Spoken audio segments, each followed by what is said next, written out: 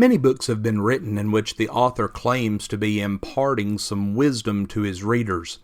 But what makes the book of Proverbs different is the author and the source of his wisdom. The last two chapters of Proverbs are attributed to Agur, the son of Jakeh the oracle, and also to King Lemuel, the oracle which his mother taught him. The identities of these individuals is uncertain.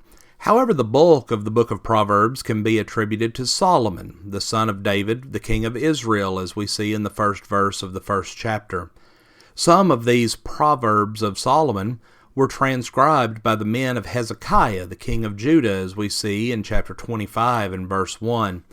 But it's important for us to understand how Solomon acquired his wisdom, and we find the answer to this shortly after Solomon established his rule as the king of Israel in 1 Kings chapter 3, verses 5 through 12.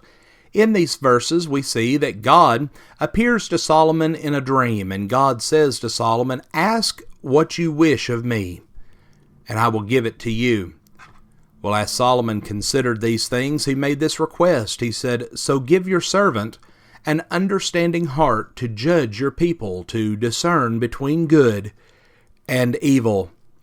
And God replied in this way, "Behold, I have given you a wise and discerning heart, so that there has been no one like you before you, nor shall one like you rise again."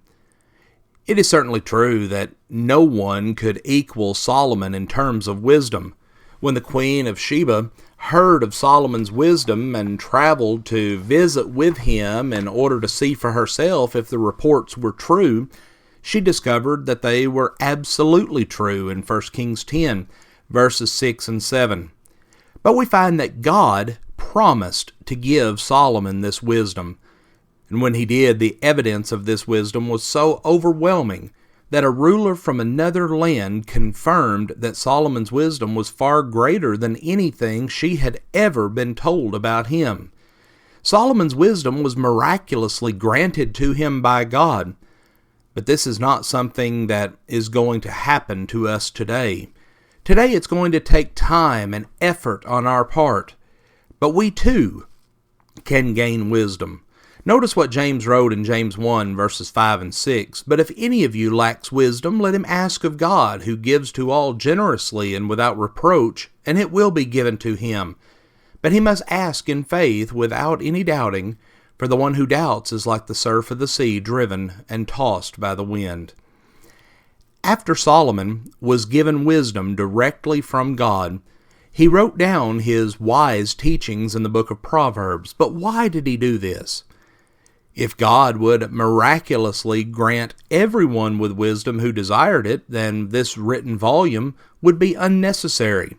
But he wrote these things down so that others could read them and receive instruction in the ways of righteousness.